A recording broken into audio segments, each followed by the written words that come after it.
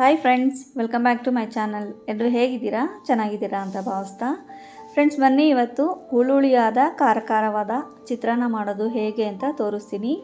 ಇದು ನಮ್ಮ ಹಳ್ಳಿ ಕಡೆ ಇದೇ ರೀತಿ ಮಾಡೋದು, ಹಾಗಾಗಿ ನಾನು ಇವತ್ತು ಆ ವಿಡಿಯೋನ ನಿಮ್ಮ ಜೊತೆ ಶೇರ್ ಮಾಡ್ಕೋತಾ ಇದ್ದೀನಿ. ಇದಕ್ಕೆ ಒಂದು ಸೀಕ್ರೆಟ್ ಗೊಜ್ಜಿನ ಪುಡಿ ಮಾಡಿದ್ದೀನಿ, ಅದನ್ನು ಕೂಡ ನಿಮ್ಮ ಜೊತೆ ಶೇರ್ ಮಾಡ್ಕೋತೀನಿ. ಬನ್ನಿ, ಈಗ ಮೊದಲಿಗೆ ನಾನು ಸ್ಟವ್ ಮೇಲೆ ಒಂದು ಬಾಣಲೆ ಇಟ್ಕೊಂಡು ಬಾಣಲೆಗೆ ಒಂದು 3/4 ಕಪ್ಪಷ್ಟು ಕಡಲೆಬೇಳೆ ಹಾಕ್ಕೊಂಡಿದ್ದೀನಿ. ಕಡಲೆಬೇಳೆ ಸ್ವಲ್ಪ ಚೆನ್ನಾಗಿ ಕೆಂಪಾಗೋ ಥರ ನಾವು ಫ್ರೈ ಮಾಡ್ಕೋಬೇಕು.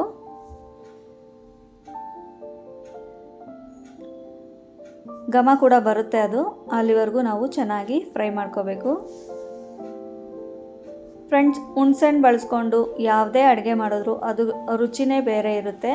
ಹಾಗಾಗಿ ನಾನು ಕೂಡ ಇವತ್ತು ಹುಳಿಯಾದ ಖಾರವಾದ ಹುಣಸೆಹಣ್ಣಿನ ಚಿತ್ರಾನ್ನ ಮಾಡ್ತಾಯಿದ್ದೀನಿ. ನೋಡಿ, ಈ ರೀತಿ ಕೆಂಪುಗೆ ಕಡಲೆಬೇಳೆನ ಚೆನ್ನಾಗಿ ಫ್ರೈ ಮಾಡಿಕೊಂಡು ಎತ್ತಿಟ್ಕೋಬೇಕು. ನೆಕ್ಸ್ಟ್ ಈಗ ಒಂದು 1/4 ಕಪ್ಗಿನ್ನ ಜಾಸ್ತಿ ಜೀರಿಗೆ ಹಾಕ್ಕೊಳ್ಳೋಣ. ಜೀರಿಗೆ ಕೂಡ ಚೆನ್ನಾಗಿ ಫ್ರೈ ಮಾಡ್ಕೋಬೇಕು. ಫ್ರೆಂಡ್ಸ್, ಹಳ್ಳಿ ಕಡೆ ಮಾಡ್ತಾ ಇರೋ ಚಿತ್ರಾನ್ನ ಇದು. ನಮ್ಮ ಅಜ್ಜಿ ಕಾಲದಲ್ಲಿ ಅಥವಾ ನಮ್ಮ ಅಮ್ಮನ ಕಾಲದಲ್ಲಿ ಇದು ತುಂಬ ಫೇಮಸ್ ಅಂತಲೇ ಹೇಳ್ಬೋದು. ಆಗೆಲ್ಲ ತಿಂಡಿಗಳು ಜಾಸ್ತಿ ಗೊತ್ತಿರಲಿಲ್ಲ. ಈ ರೀತಿ ಚಿತ್ರಾನ್ನಗಳು, ಇಡ್ಲಿ, ದೋಸೆ ಈ ರೀತಿಯೇ ನಮಗೆಲ್ಲ ಮಾಡಿಕೊಡ್ತಾಯಿದ್ರು. ಈ ಫ್ರೈಡ್ ರೈಸು ಅದು ಇದು ಏನೂ ಇರಲಿಲ್ಲ ಫ್ರೆಂಡ್ಸ್. ಚಿತ್ರಾನ್ನ, ಉಪ್ಪಿಟ್ಟು, ದೋಸೆ, ಇಡ್ಲಿ, ಚಪಾತಿ, ರೊಟ್ಟಿ ಇಷ್ಟೇ ಆ ಕಾಲದಲ್ಲೆಲ್ಲ. ನೋಡಿ, ಈಗ ಜೀರಿಗೆ ಕೂಡ ತುಂಬ ಚೆನ್ನಾಗಿ ಫ್ರೈ ಮಾಡ್ಕೋಬೇಕು.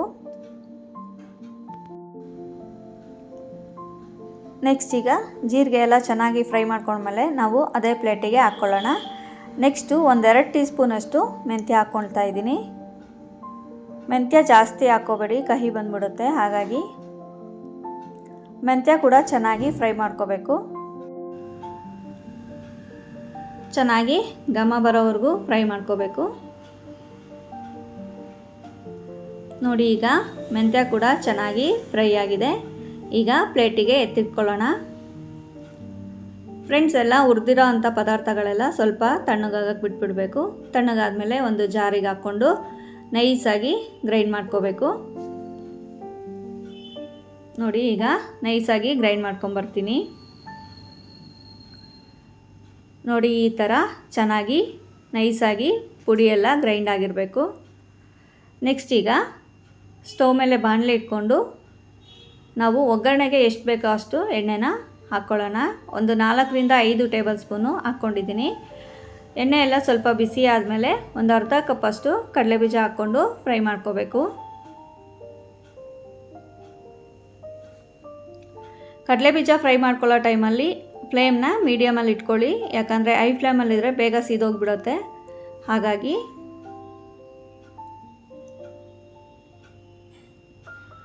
ಫ್ರೆಂಡ್ಸ್, ನಾನು ಮಾಡ್ತಾ ಇರೋ ರೆಸಿಪಿಗಳೆಲ್ಲ ನಿಮ್ಗೆ ಇಷ್ಟ ಆಗ್ತಾ ಇದ್ದರೆ ಪ್ಲೀಸ್ ಲೈಕ್ ಮಾಡಿ, ಶೇರ್ ಮಾಡಿ, ಹಾಗೆ ಸಬ್ಸ್ಕ್ರೈಬ್ ಮಾಡಿಕೊಂಡು ಸಪೋರ್ಟ್ ಮಾಡಿ ಫ್ರೆಂಡ್ಸ್. ಇನ್ನು ಹೊಸ ರೆಸಿಪಿಗಳನ್ನ ಅಪ್ಲೋಡ್ ಮಾಡೋದಕ್ಕೆ ನಮಗೂ ಕೂಡ ಮೋಟಿವೇಶನ್ ಬರುತ್ತೆ ಅಂತ ಹೇಳ್ತಾ, ನೋಡಿ, ಈಗ ಆಲ್ಮೋಸ್ಟು ಕಡಲೆಬೀಜ ಎಲ್ಲ ಫ್ರೈ ಆಗಿದೆ. ಈಗ ಒಂದು ಪ್ಲೇಟಿಗೆ ತೆಗೆದಿಟ್ಕೊಳ್ಳೋಣ.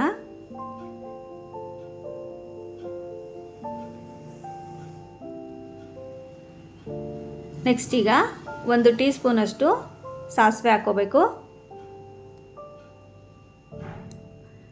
ಹಾಗೆ 1 ಟೀ ಸ್ಪೂನಷ್ಟು ಕಡಲೆಬೇಳೆ ಹಾಕ್ಕೊಂಡು ಚೆನ್ನಾಗಿ ಫ್ರೈ ಮಾಡ್ಕೋಬೇಕು. ಸಾಸಿವೆ ಎಲ್ಲ ಸಿಡಿದ ಮೇಲೆ ಕಡಲೆಬೇಳೆ ಹಾಕ್ಕೊಳ್ಳಿ.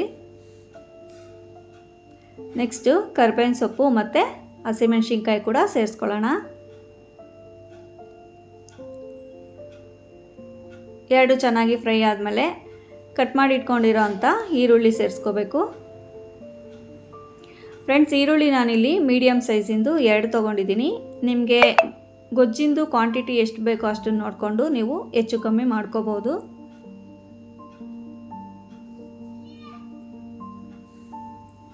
ನಾನು ಮಾಡ್ತಾ ಇರೋ ಗೊಜ್ಜು ಈಗ ಒಂದು 3-4 ಜನಕ್ಕೆ ಸಾಕಾಗುತ್ತೆ. ನಿಮಗೇನಾದರೂ ಜಾಸ್ತಿ ಬೇಕು ಅಂದರೆ ಈರುಳ್ಳಿ, ಹಸಿಮೆಣಸಿನ್ಕಾಯಿ ಎಲ್ಲ ಸ್ವಲ್ಪ ಜಾಸ್ತಿ ಹೆಚ್ಕೋಬೇಕು.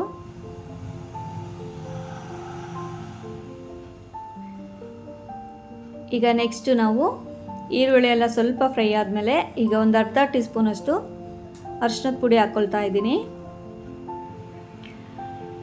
ಹಾಗೆ ಈರುಳ್ಳಿ ಎಲ್ಲ ಚೆನ್ನಾಗಿ ಬೇಗ ಬೇಯಬೇಕು ಅಂದರೆ ಒಂದು ಸ್ವಲ್ಪ ಉಪ್ಪು ಹಾಕ್ಕೊಳ್ಳೋಣ. ಒಂದು 1/4 ಟೀ ಸ್ಪೂನಷ್ಟು ಹಾಕ್ಕೊಂಡಿದ್ದೀನಿ. ಈಗ ಚೆನ್ನಾಗಿ ಫ್ರೈ ಮಾಡ್ಕೋಬೇಕು. ಫ್ರೆಂಡ್ಸ್, ಈ ಚಿತ್ರಾನ್ನ ತುಂಬ ಟೇಸ್ಟಿಯಾಗಿರುತ್ತೆ, ಹಾಗೆ ಒಂಥರ ಡಿಫ್ರೆಂಟಾಗಿ ಕೂಡ ಇರುತ್ತೆ. ಈ ರೀತಿ ನಾವು ಪುಡಿ ಹಾಕೋದ್ರಿಂದ ಈ ರೀತಿ ಪುಡಿ ಮಾಡಿಕೊಂಡು ಸ್ವಲ್ಪ ಇಟ್ಕೊಂಡ್ರೆ ನಮಗೆ ಯಾವಾಗ ಬೇಕೋ ಆವಾಗ ನಾವು ಅದನ್ನು ಯೂಸ್ ಮಾಡ್ಕೋಬೋದು.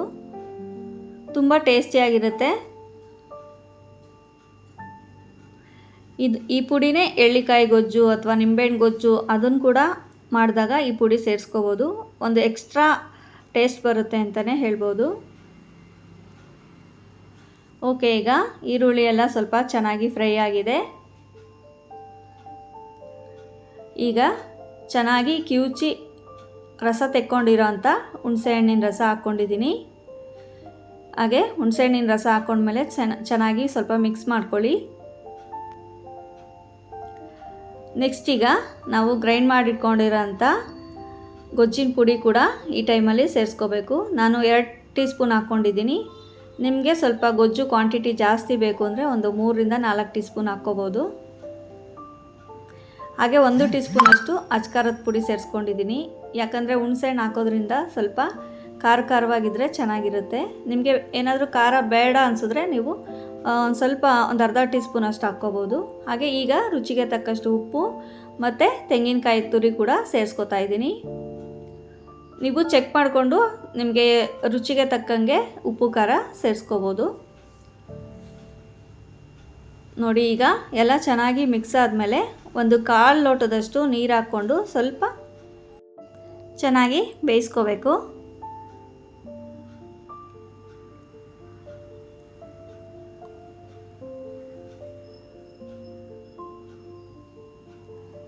ಈಗ ಕಟ್ ಮಾಡಿ ಇಟ್ಕೊಂಡಿರೋ ಅಂಥ ಕೊತ್ತಂಬರಿ ಸೊಪ್ಪು ಕೂಡ ಸೇರಿಸ್ಕೊಳ್ಳೋಣ.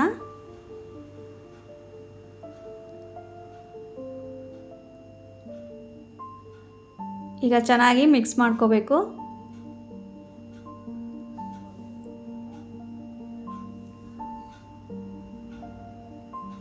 ನೋಡಿ, ಈಗ ಟೇಸ್ಟ್ ಮಾಡಿ ನಿಮಗೆ ಉಪ್ಪು ಖಾರ ಏನಾದರೂ ಬೇಕು ಅನಿಸಿದ್ರೆ ಈ ಟೈಮಲ್ಲಿ ಸೇರಿಸ್ಕೊಂಡು ಹಾಗೆ ಇನ್ನೂ ಸ್ವಲ್ಪ ನೀರು ಹಾಕ್ಕೊಂಡು ಚೆನ್ನಾಗಿ ಕುದಿಸ್ಕೋಬೇಕು.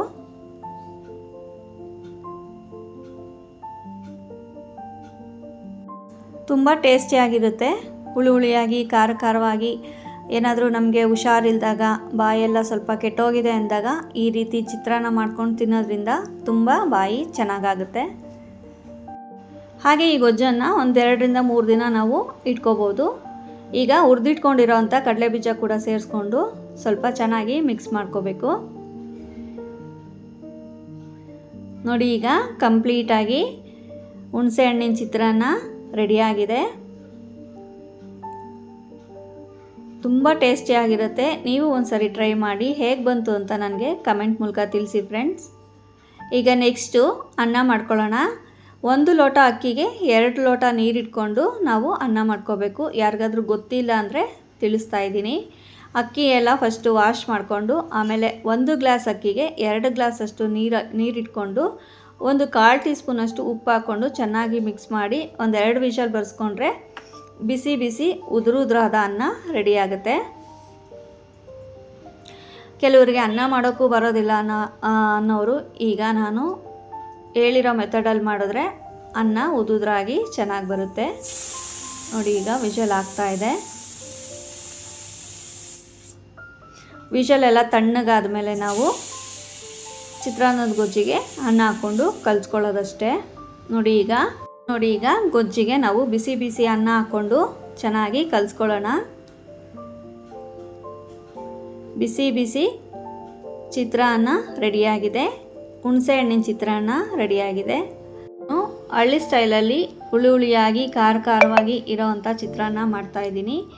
ನಿಮಗೇನಾದರೂ ಇಷ್ಟ ಆದರೆ ಒಂದು ಲೈಕ್ ಮಾಡಿ ಹಾಗೆ ಸಪೋರ್ಟ್ ಮಾಡಿ ಅಂತ ಕೇಳ್ಕೊತೀನಿ. ನೀವೇನಾದರೂ ಇನ್ನೂ ನಮ್ಮ ಚಾನಲ್ಗೆ ಫಸ್ಟ್ ಟೈಮ್ ಬಂದು ನೋಡ್ತಾ ಇದ್ದೀರಾ ಅಂದರೆ ಪ್ಲೀಸ್ ಸಬ್ಸ್ಕ್ರೈಬ್ ಮಾಡಿಕೊಂಡು ಸಪೋರ್ಟ್ ಮಾಡಿ.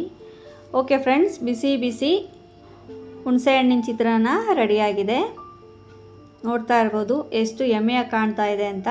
ಹಾಗೆ ಟೇಸ್ಟ್ ಕೂಡ ತುಂಬ ಚೆನ್ನಾಗಿತ್ತು ಫ್ರೆಂಡ್ಸ್. ನೀವು ಒಂದ್ಸರಿ ಟ್ರೈ ಮಾಡಿ ಗೊತ್ತಾಗುತ್ತೆ. ಬನ್ನಿ ಈಗ ನಾವು ಒಂದು ಪ್ಲೇಟಿಗೆ ಹಾಕ್ಕೊಳ್ಳೋಣ. ಫ್ರೆಂಡ್ಸ್, ಹುಣಸೆ ಹುಳಿ ಹಾಕಿ ಮಾಡೋ ಅಂಥ ಅಡುಗೆಗಳೆಲ್ಲ ತುಂಬ ಟೇಸ್ಟಿಯಾಗಿ ಬರುತ್ತೆ. ಹುಣಸೆಹಣ್ಣು ಬೆಲ್ಲ ಎಲ್ಲ ಸೇರಿಸಿ ಮಾಡೋದ್ರಿಂದ ಒಂದು ಒಳ್ಳೆ ಡಿಫ್ರೆಂಟ್ ಟೇಸ್ಟೇ ಬರುತ್ತೆ ಅಂತಲೇ ಹೇಳ್ಬೋದು. ಓಕೆ ಫ್ರೆಂಡ್ಸ್, ಬನ್ನಿ ಈಗ ನಾವೊಂದು ಪ್ಲೇಟಿಗೆ ಸರ್ವ್ ಮಾಡ್ಕೊಳ್ಳೋಣ. ನೋಡ್ತಾ ಇರ್ಬೋದು ಉದುದ್ರಾಗಿ ಎಷ್ಟು ಕಲರ್ಫುಲ್ಲಾಗಿ ಕಾಣ್ತಾ ಇದೆ. ಹಾಗೆ ಟೇಸ್ಟ್ ಕೂಡ ತುಂಬ ಚೆನ್ನಾಗಿರುತ್ತೆ. ನೀವು ಒಂದ್ಸರಿ ಟ್ರೈ ಮಾಡಿ ಹೇಗೆ ಬಂತು ಅಂತ ನನಗೆ ಕಮೆಂಟ್ ಬಾಕ್ಸಲ್ಲಿ ತಿಳಿಸಿ ಫ್ರೆಂಡ್ಸ್.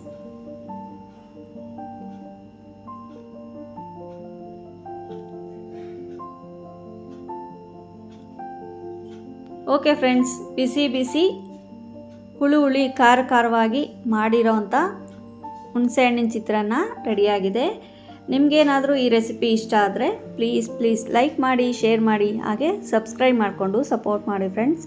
ಇನ್ನೂ ಹೊಸ ವೀಡಿಯೋಗಳನ್ನ ನಾನು ಅಪ್ಲೋಡ್ ಮಾಡ್ತಾ ಇರ್ತೀನಿ ಅಂತ ಹೇಳ್ತಾ ಥ್ಯಾಂಕ್ ಯು ಫಾರ್ ವಾಚಿಂಗ್.